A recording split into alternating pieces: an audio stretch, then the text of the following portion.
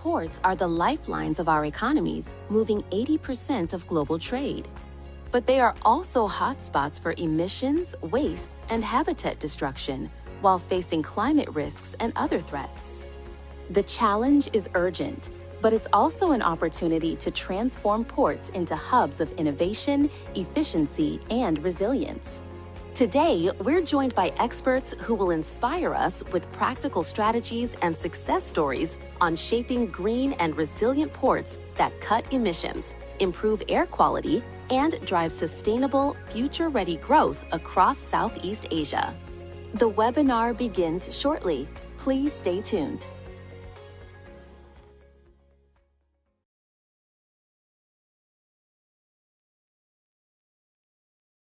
Good afternoon and welcome, and thank you for joining the Green Ports webinar series number 9. Today we're looking at nature-based solutions for ports and coastal conservation.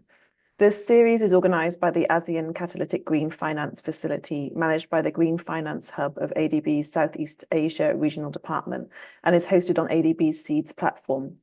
It spotlights what leading ports around the world are doing on sustainability and how those approaches can be adapted and applied across Southeast Asia. Ports and coastal infrastructure face rising climate risk, biodiversity loss, and growth in regulatory and community expectations. Nature-based solutions offers a way to meet those pressures by working with natural processes rather than against them. That includes restored wetlands and mangroves, living shorelines, beneficial reuse of dredged sediment, and ecologically engineered seawalls. Done well, these deliver more than mitigation. They can lower operating costs, turn dredged sediment from disposal expense to an asset, reducing permitting risk and building long-term resilience. The barriers are real too: technical uncertainty, maintenance concerns, and a business case that can be hard to prove against conventional engineering. Today, we look at both the opportunities and the challenges. And over the next hour, we'll aim to build awareness of the breadth of nature-based solutions practice, unpack the barriers to uptake, and hear practical case studies and emerging approaches from our speakers. Now to our speakers. First up, we have Nate Lesperance, who is a marine biologist at Ulysses. Nate works at the intersection of marine science and business, building partnerships and investment for environmental technology with a current focus on marine restoration. We're looking forward to hearing from you shortly, Nate. Next, we have Gretchen Barrera, who is the Environmental Director at Alabama Port Authority. Gretchen is a licensed professional engineer with over 20 years of experience leading the port's environmental planning, permitting, and its green marine certification. Gretchen has recorded her segment for us today, and to introduce it, I'll hand to Nick Lewis from Moffett & Nichol. Nick will also join us at the end for Q&A as it relates to her presentation.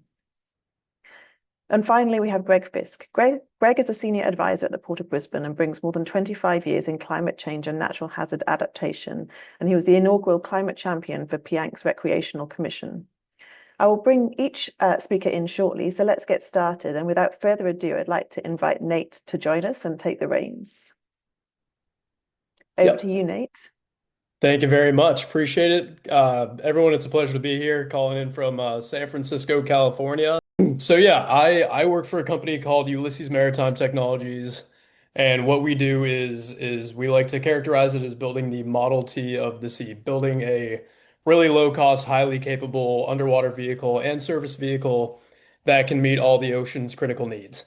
A little bit more background on who we are. So we're based out of San Francisco. We started in 2023 in Dublin, Ireland. Since we started in 2023, we've come to reach about $48 million in funding from Andreessen Horowitz, as well as some other good investors. And yeah, so Series A stage, we've got about 25 employees in the shop right now. Most of those engineers, and I am our lone marine biologist. So without further ado, a little bit more on what we do. So we started in seagrass restoration first and foremost. Our CTO at the time met a seagrass biologist on a surfing trip in Australia, funny enough, where many folks on this call are from, and she mentioned there's this undersea meadow that's falling away faster than we can, repopulate it. And our first venture was really building out a mechanization for all steps of seagrass meadow restoration, from mapping to collecting to planting and monitoring. And we've done this across the U.S. and Australia to date. Between some of our biggest clients that we can talk about are the Florida Department of Environmental Protection, government of Western Australia, Westport, who's out in Cockburn Sound. And yeah, so what we're building at Ulysses is a kind of unified surface and subsea vehicle stack, fully autonomous, right? So here you can see we've got the Leviathan USV. This will be coming around mid 2027, but this will be in charge of deploying and communicating with the undersea vehicles. Those are the Mako AUVs. And these are, kind of our flagship product at this point. It's what we do for seagrass, it's what we do for habitat monitoring and mapping and most other ecological applications at this point. And those will be married by the Kraken launch and recovery system, which will be able to go down into the water column, pick up AUVs and put them back into the Leviathan, as well as the Atlantis operating system, which will allow us to autonomously manage fleets, from across the globe.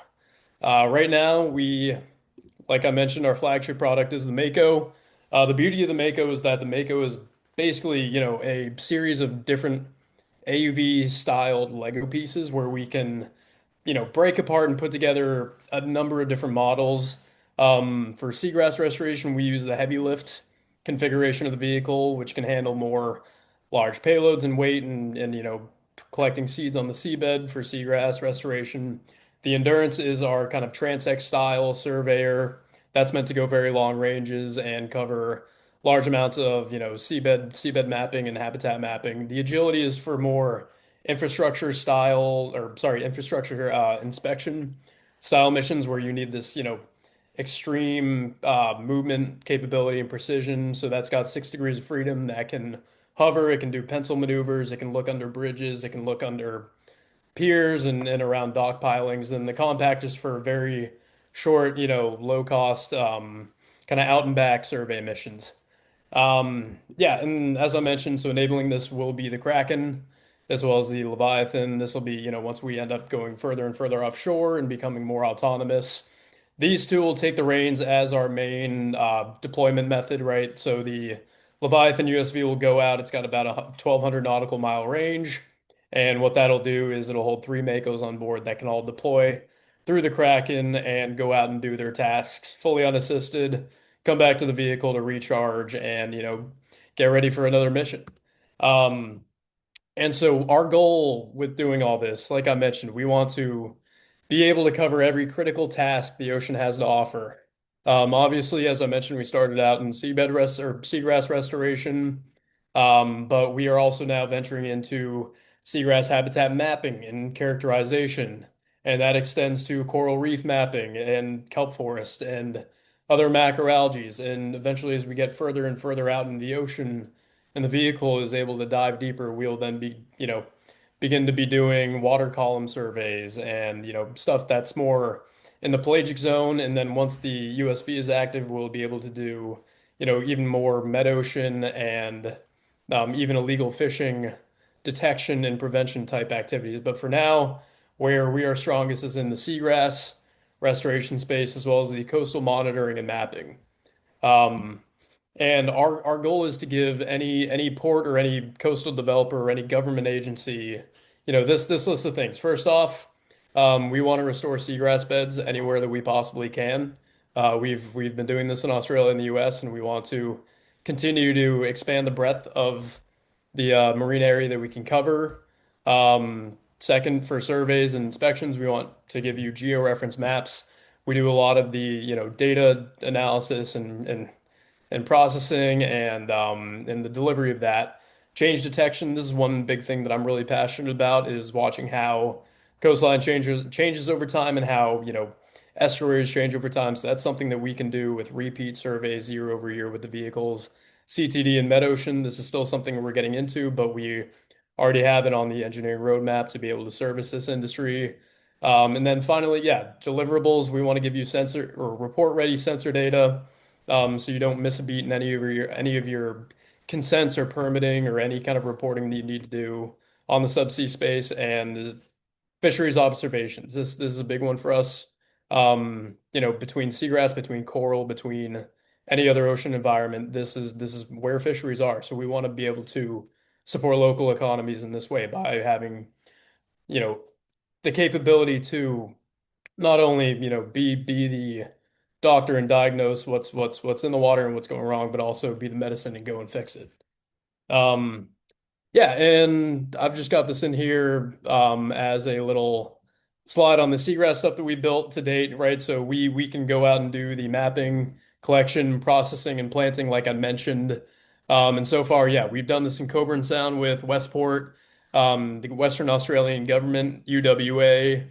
We have been to Virginia with the vehicle, working with the Virginia Institute of Marine Sciences and the Nature Conservancy. We've been in Gladstone Harbor in Queensland with CQU and Emmett Jackson, as well as the Great Barrier Reef Foundation, and working in Florida with FIU, Mote Marine Laboratory, and the Florida Department of Environmental Protection. So yeah, little bit really quickly more on the roadmap so you guys can get a little sense of where we're going right now. So right now we have, our seagrass planting vehicle. We are developing a surveyor variant, like I mentioned. That's currently rated to 300 meters of depth, so still should be able to service most port applications that are needed. Looking at, end of year, some interesting points. We are looking to be certified for International Hydrographer Organization S44 Special Order Standards. That's the second highest degree of quality in hydrography, targeting a depth rating of 1,500 meters for the vehicle. We'll have hypermag integrated, so you'll be able to detect metal on the seafloor. And we'll also have a hydrographic surveyor on staff at Ulysses. So, and then 2027, I'll go quick through these, but yeah, we're looking to have the Leviathan and the Kraken ready by mid-2027 and be doing full rate production. So mass manufacturing of Mako AUVs on the order of hundreds to potentially thousands. And in 2028, we will plan to have the entire stack of vehicles integrated between Leviathan, between Kraken, and between Mako. These vehicles will be able to be capable of going down to 6,000 meters and have proprietary sensors, proprietary payloads that we develop in-house. In addition, this is also, we're working with folks here piques our interest because we want to start putting global service hubs out in the world to have rapid deployment, right? So if there's any immediate issue that ever comes up, say there's an oil spill, like we want to be able to respond to that as fast as possible and put vehicles on it and detect where the oil is, detect who it might be affecting, what it might be affecting. So that's our long-term goal with this. And then yeah, so and a little more on, talking partnership and how we can work with people for agencies, MPA managers, scientists. We want to, scope out mapping, monitoring, or restoration pilots. We're happy to come out and do demonstrations as well. For funders, foundations, and the government, we want to work with you guys to scale as operational partners and understand what you were looking for in terms of, reporting, in terms of environmental improvement, um, and eventually scale that program with governments over time. And yeah, generally, questions that I'd have for the group, feel free to respond to me or DM me in the chat. But what capabilities do you struggle to find elsewhere in, whether it be restoration or monitoring? What data processes do you struggle to make affordable? What are some of your most difficult scientific requirements that you need to hit? And what is in the pipeline that we could, or in your pipeline that we could potentially map to, development of our vehicle? At the end of the day, we're still very early. We want to work with teams on an international scale to help us inform our own engineering roadmap.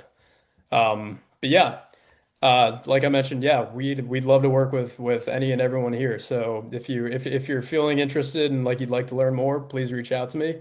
And hope everyone's got some good questions at the end. Thank you.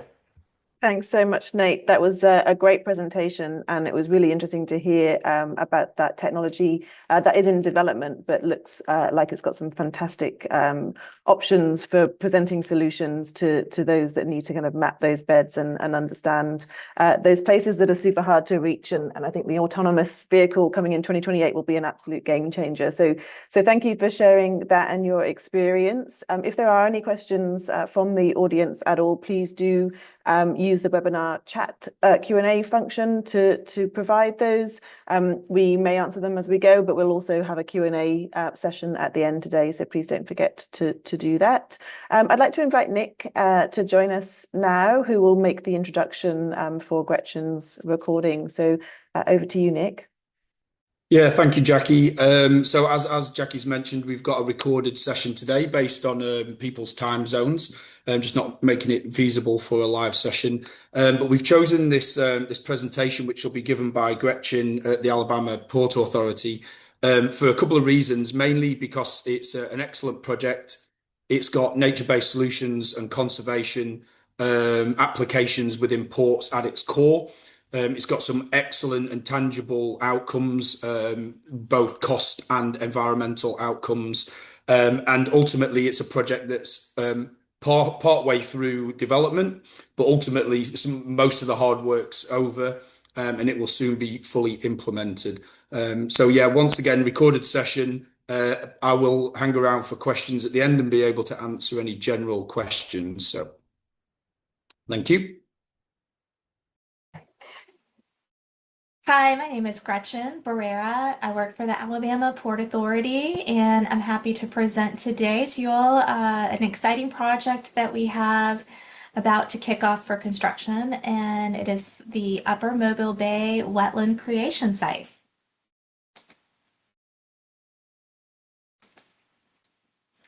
So first off, where we are located is in the southern part of the United States. We are in the state of Alabama along the Mobile Bay, which is a bay that leads into the Gulf of America. So you can see here, this is our Mobile Bay area that our ship channel travels down, and our port is located here, which is really adjacent to the downtown Mobile area. We are the only deep water port in our state, so we have a direct and very significant economic impact on our state. But we have, so here it shows we are creating 1 in 7 jobs statewide. Alabama is one of the most significant states for manufacturing within the U.S. So the port is tasked with running our public terminals and making sure that we keep those navigational channel and operating, and so we are the sponsor for the federal channel through Mobile Bay, and we are responsible for the berths, keeping those dredged so that they can safely operate ships in and out and serve throughout the southeast and up through Canada as transportation takes it through rail and truck. So in this image, you can see the white are the federal channels, and up here is Mobile, and most of our port properties are here. And we have, in the past several years, discovered that we had, our dredge needs had just increased drastically. And we were spending, really, our dredge material handling had become our largest operating expense annually. And so we were running out of options for disposal at the same time. And we developed a dredge material management plan to address this need so that we could hopefully become more flexible and have various options. At the time, we only had upland sites where we were disposing of our material, and so those are kind of shown here. Well, they were located around these pink areas. We now have options for, thanks to this dredge material management plan and a lot of permitting that has been done in the past few years. We not only have upland, but we have offshore disposal. So here's our ocean disposal site, and we now have a wetland a beneficial site that we have been permitted to build, and which will be located here. At the same time that we were needing these, options, we also knew that this region had experienced a significant loss of wetlands, and that was documented by the Mobile Bay National Estuary Program. So this figure shows that the areas where we have seen wetland loss since 1984, this is due to rising sea levels, to a lesser degree subsidence, but also development. We especially have a lot of development across the bay and adjoining or adjacent county, Baldwin County. We also have a lot of hardening of shorelines along a lot of private properties that are up and down Mobile Bay.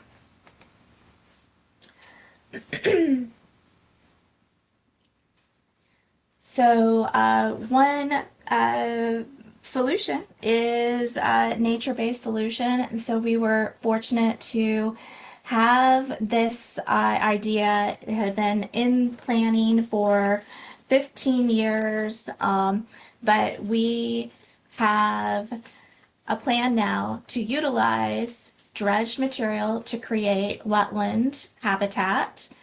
This is going to be a great benefit to our ecosystem and also to the port.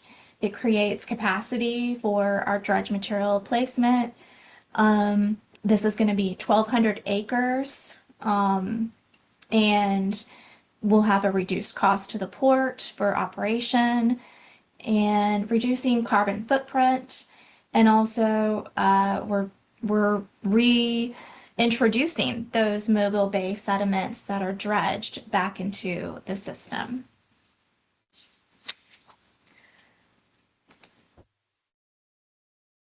It has been, like I said, a long process to get to the construction.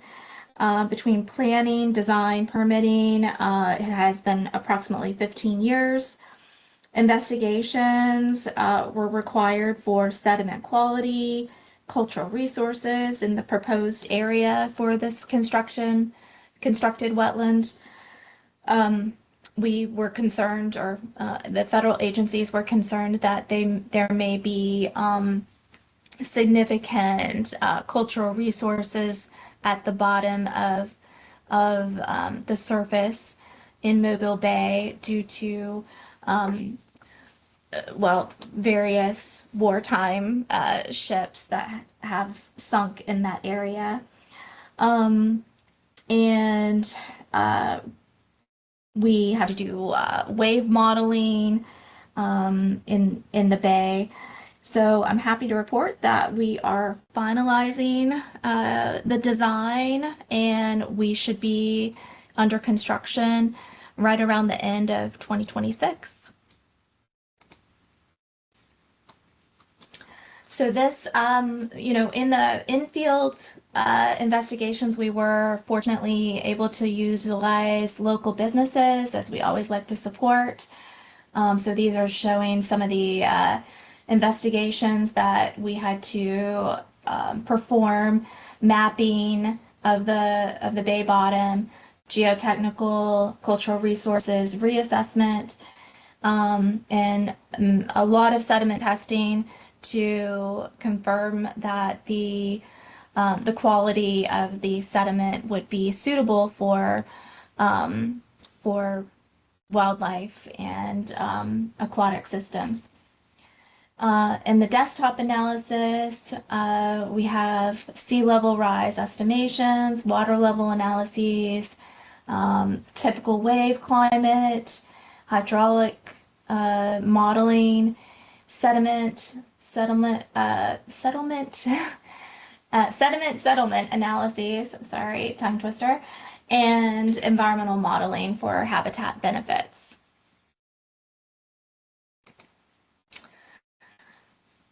more under the design criteria. We were held to, maximizing habitat diversity and increasing habitat productivity. So that's sort of why you see some of these breaks in the bay, and there are only many more of them than just here, but to allow fish migration in and out. We wanted to minimize our impacts to the commercial and recreational fishing areas, avoid cultural resources, avoid submerged aquatic vegetation and oyster reefs. That was a large part of our placement here. The green dotted hatched areas were shown to have the submerged aquatic vegetation, so we wanted to avoid those areas and not cause any damage to existing vegetation. Physical site condition, we had to consider our wind and wave climate, elevation of the wetland, so we didn't want to start in an area that was already very shallow because it wouldn't provide a lot of capacity for the dredge material. Slope stability of sediments for containment design to reduce turbidity, and depth of water for maximized capacity of dredge material and site access. So this is going to be something that we need to go monitor and maintain. So we will have a boat access point, and to allow periodic monitoring by port personnel or consultants. So for permitting, we had to have a couple of different permits. One was to actually build the bowl, and one was to fill the bowl. So in the first, when we were permitting for building the bowl, this required these federal permits that you may or may not have applicable to you, something similar, but we have our NOAA organization that is protective of fisheries. We have our Environmental Protection Agency that was concerned with the sediment quality. And we had the Army Corps of Engineers, who was responsible for looking at our modeling to make sure that it wouldn't affect their ship channel. And also Cultural Resources, that is a state agency here. In state permits, we had a water quality certification and a coastal consistency permit. And then for when filling the bowl, which is, using our dredge material, we had to receive federal dredging permits for the 4 separate berths where this material can come from, and also a state water quality reevaluation for those same areas. So like I said, the next step is construction, and we will begin on the south side in this area, which is approximately 40 hectares. And, it should take several years to create the vegetation, to fill it and to create the vegetation, where then we will be moving on to a different, moving on northward. So this should create about 20 years of capacity for the port and in the dredging of and maintenance dredging of our berths. Moving forward, the challenges that I would suggest anyone to consider if they were doing a project like this is education and outreach, to understand those threats that are perceived by the community, and regulatory efficiencies for large nature-based projects. This is the first of the kind for this area, but you know, I think going forward, it will be easier for someone else or for us in a later position.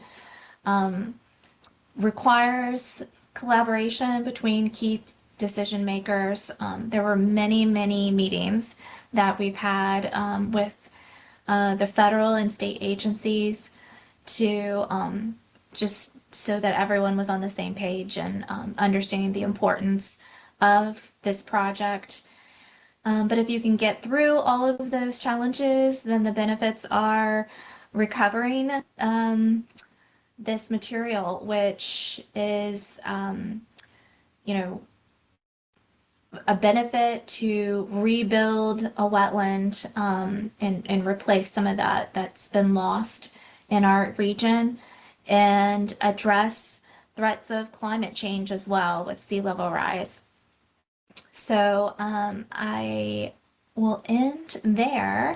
And I want to thank Moffatt Nickel for allowing us to be part of this series and as well as their assistance, because Moffatt Nickel was the consultant that supported the port in the permitting and design and preparing the construction package for this project.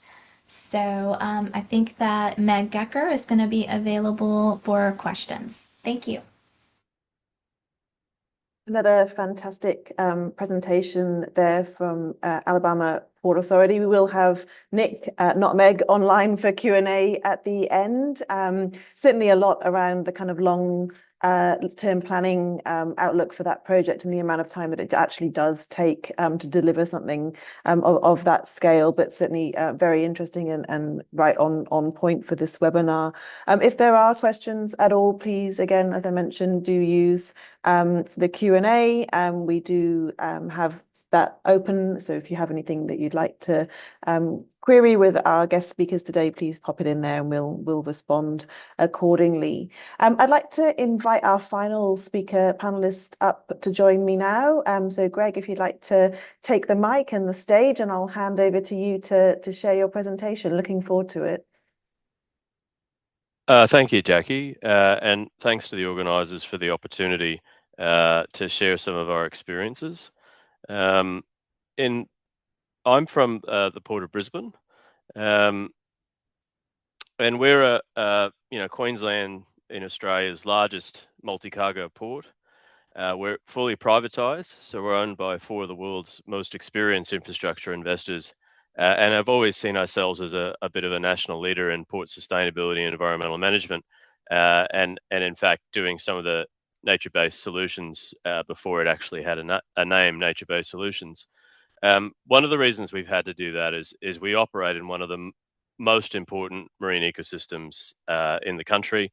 We're within a state marine park, surrounded by significant mangrove and seagrass ecosystems, and virtually surrounded by a wetland of international importance inscribed under the Ramsar Convention.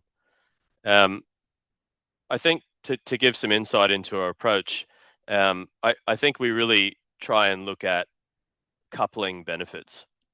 So a huge investment, over a long period of time, 30 to 40 years of understanding the natural systems that we operate in, exploring the opportunities, trying to integrate them into design. But I think the important part of this slide is just we're trying to actually tick as many of the circles as we can. So we're trying to actually look at, all right, what projects will deliver biodiversity? They'll actually help us build community trust. They'll, in some cases, help us meet regulatory approvals, and increasingly in a climate future, they'll help build coastal resilience. So I just wanted to take the opportunity in the short time that I have to take you through some actual on-ground projects. And we started small. One of the things that the Port of Brisbane is blessed with is quite a large estate of land and water that we're responsible under a 99-year lease with the government to manage. One of those sites is the Brisbane International Cruise Terminal on the northern bank of the Brisbane River. And one of the first projects we did when we were redeveloping that site as a cruise terminal site was take the opportunity to rehabilitate, quite at the time, an awful piece of riverfront land that was eroding pretty massively and had a lot of four-wheel drive use. And one of the things we were able to do quite at a low cost for this site was fence it to prevent access to four-wheel drives, do some foreshore rehabilitation, and actually run treated freshwater stormwater through the site. And you can sort of see in the pictures between 2014 and 2025, we have a really rehabilitated and restored salt marsh ecosystem rather than a receding terrible bank of the river. Another example of a small-scale nature-based solution, this is just upstream of the site I was showing before. We had an area that we're responsible for managing that was sort of armoured on the river, but had very, very poor flushing. So it supported mangroves. But when we would do our fauna surveys in the inlet of this area at Port North, we were finding 2 species, 3 species. So again, at not very much cost, re-establishing the hydrology of this natural creek system.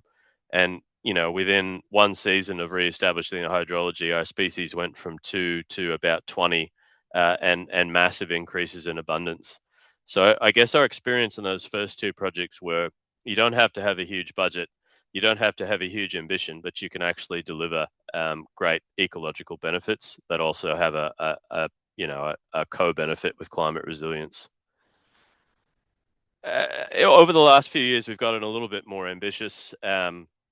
Another example of a driver for a conservation project was a sustainability-linked loan, in which we actually identified an area at the southern part of the port near the motorway, as you can see in the image, a fairly degraded sort of salt pan or clay pan site, and we've actually taken it and rejuvenated it on a place called White Island. We've planted over 13,000 new plants and seen a total of about 18.38 hectares successfully rehabilitated. And again, you sort of improve the habitat and then the fauna will come. We've seen a substantial increase in migratory bird attendance since that project's been online.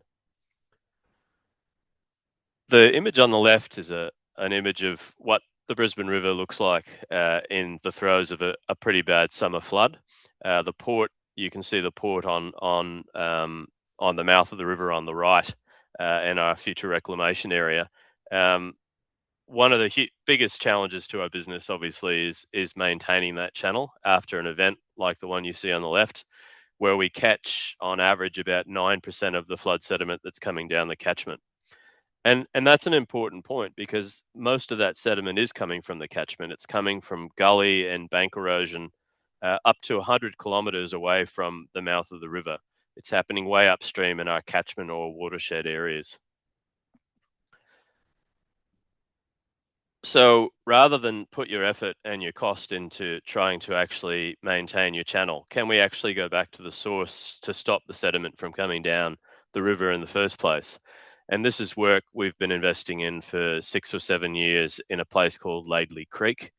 And really it's around, well, if we fix up the stream banks, we've actually got a chance of actually, 1, keeping the soil on the farm, 2, preventing it from actually entering the waterway, and 3, addressing the issue of reducing the maintenance dredging material that we've got to manage each year.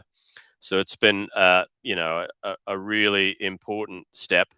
And I guess the point I'd make here is that this site's over 100 kilometres away from the port. So it's actually sort of us reaching back into an area that really we're not really comfortable with, but working with our off-site partners to come up with projects that really help us at the bottom of the catchment. One of the other initiatives I wanted to talk about was, again, this isn't work that we're doing, but we're providing the facilities for a partner. So we have a partnership with a company called Ozfish.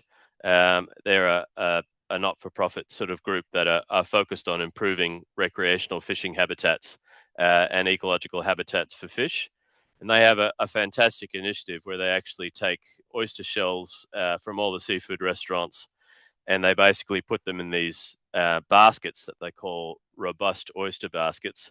And basically it provides the substrate for natural oysters to grow, which have been, really a species that over the last 100 years in Moreton Bay has not fared well.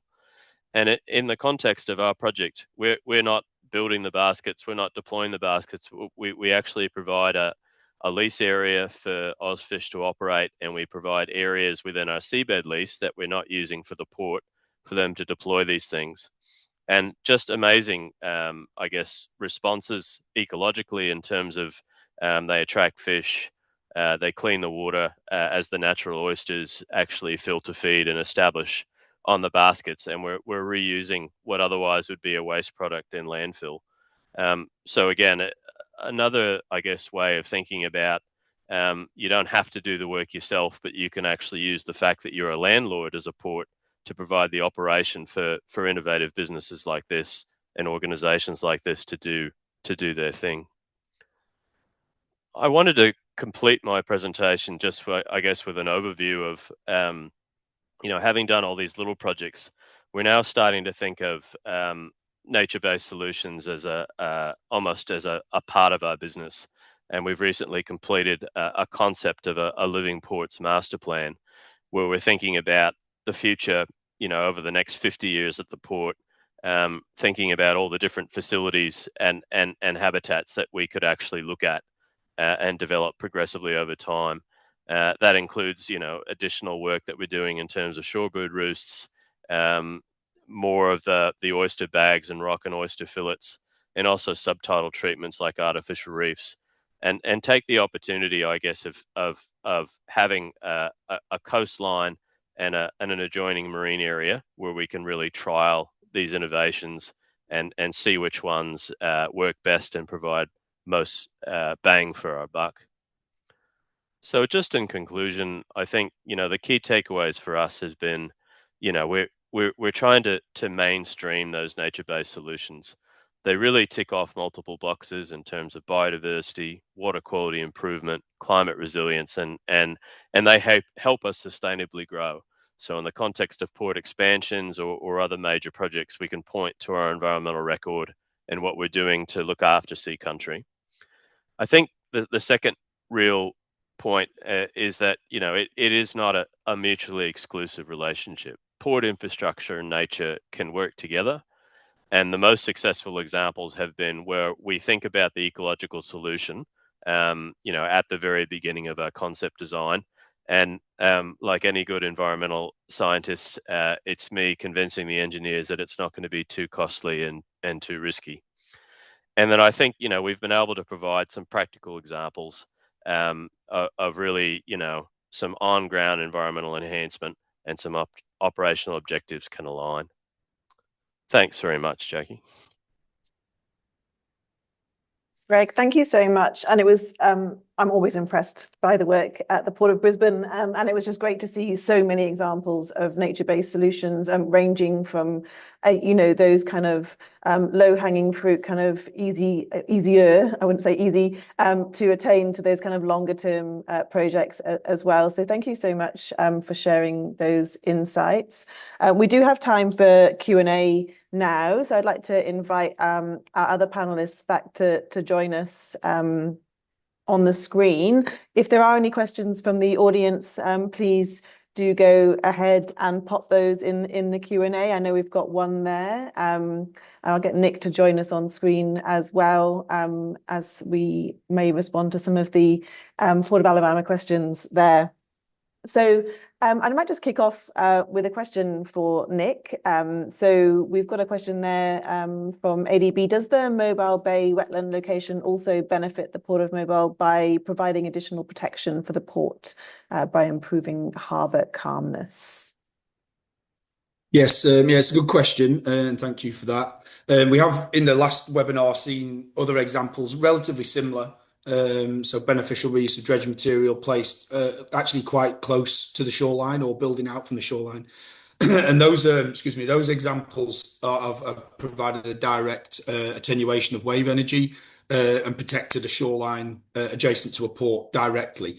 At the Port of Mobile or in Mobile Bay, there is absolutely a benefit to wave attenuation. There's a huge fetch across the bay. There's going to be a large amount of material placed subaerially within the middle of the bay.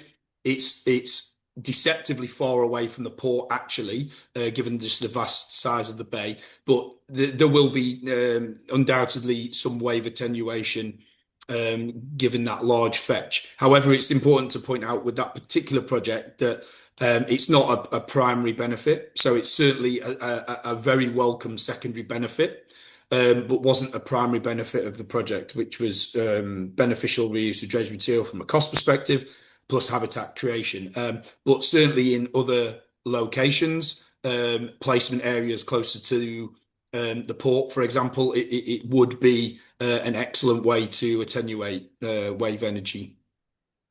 Yeah, excellent. Thanks so much, Nick. I appreciate your response there. I might just stick with ports for a moment, Greg, and there's a question that's just kind of come through around that kind of engagement and co-design with those stakeholders upstream. So I'm sure there were some interesting conversations had during that time as you kind of established the project at the Port of Brisbane. But can you just kind of maybe discuss a little bit about the authorities and the local communities and how they responded to the Port of Brisbane's efforts in that regard? Yeah, I think it's a really good question because, it's really hard for a port to have any social license 100 kilometers away, and it's not our business. I mean, we move ships and cargo. We don't rehabilitate freshwater stream banks. So I think the most important thing is choosing a partner, and we partner with an organization called Healthy Land and Water. They're a sort of a public-private quasi entity, and they have relationships with existing landowners. So all of our work that we've done in the Upper Lockyer and that Laidley Creek has been on freehold land, on private land, and basically Healthy Land and Water work as our agent. So they do the negotiations on our behalf.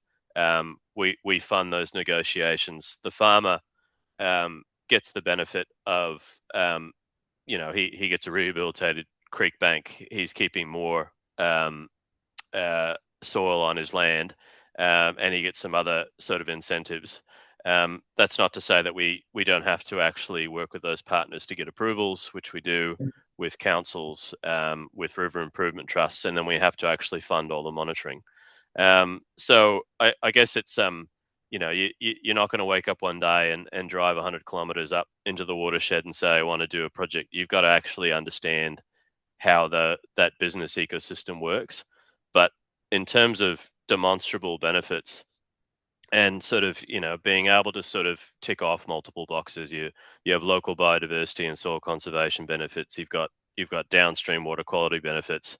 And ultimately for us, less flood sediment coming down the Brisbane River means less dredging that we have to do each year. Which in turn reduces a lot of operational costs as well, I anticipate. Correct. If you can reduce those volumes. So we co-benefits all around. Yeah, we just need everyone to do the same thing as us. Yes. With climate change, the floods are getting bigger, so is the sediment load. Yeah, no, it's definitely significant, and I think those images you shared really kind of demonstrated that kind of quantum of material that does flow down the river into the port area. I think we've talked a little bit about the importance of monitoring to be able to understand, these changes and things, and obviously, Nate, your service offering, your solution is very much in and around that kind of monitoring and ability to deploy technology to be able to access some of those remote areas. So in terms of, a kind of an environment that kind of has really high turbidity, how does that kind of operate? How does it function in that kind of highly turbid environment? Does it cope well? Yeah, certainly. So we, as I mentioned in the presentation, we've got a few different models of vehicle, some that are better adapted to be working in high turbidity environments, higher current environments. Sorry, wait, remind me, was the question around turbidity or around It was current? around turbidity, but please feel free to kind of extend to current as Sorry, well. yeah. Yep. conditions, let's say So conditions. can go for the turbidity part first. A lot of the equipment that we use on board is like side scan sonar or multi-beam. That's usually what we do a lot of our monitoring projects with. Looking at seagrass as well as what's, seabed detection, seeing what's on the seabed, we find that multi-beam and side scan sonar are sufficient to go and survey massive areas in low turbidity. So, for example, coming up in August, we'll be working on a project in the San Francisco Bay, which for those that are familiar with it, it is not a clean estuary by any sense of the word. So we will be very much using the multi-beam and side scan sonars on board the vehicle to go do seagrass habitat mapping there. And for anyone interested, more than happy to share results as those come out. But yeah, that's how we tackle turbidity. And then current, I guess I go off on the current side as well. Yeah, so we've got different models of vehicles that are adapted to, handle higher current environments. We're testing this right now. The highest current velocity that we've been able to successfully operate the vehicle in is about 3 knots. And we're working on getting that number up to about 6 knots. Oh, that's excellent. Thanks, Yeah. Nate. And it's great to hear that and obviously not surprising to hear that you've considered all of the different conditions that those vehicles may have to operate in, and sounds like there's an answer there. So thanks so much for that.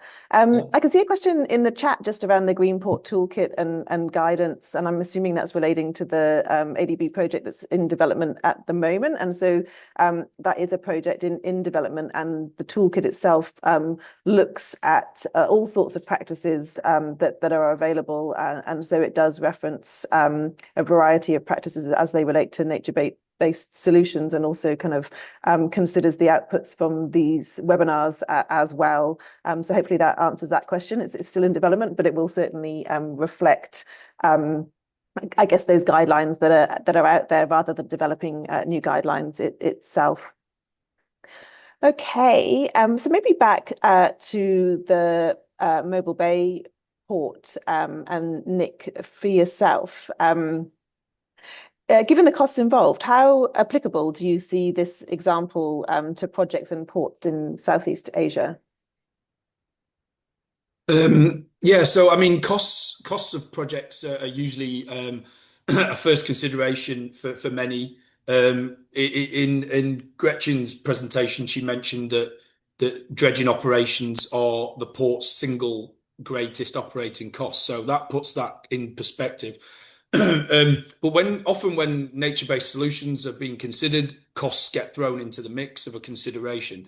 Actually, specifically for this project, there was a huge cost saving. So on many other projects, it might be in the balance, or it might be difficult to determine. But Gretchen mentioned that not only are the dredge material grounds onshore and offshore reaching capacity, but it was coming very, very expensive for them. And I think the costs were around $50 a cubic yard to take either offshore as an offshore disposal ground or onshore. The new site within the bay, which, as Gretchen outlined, will provide a host of other benefits. The actual disposal cost there, if we want to call it disposal and use that term, reduces from $50 a cubic yard to 20. So times up by the volumes that we're talking about, this is enormous cost savings.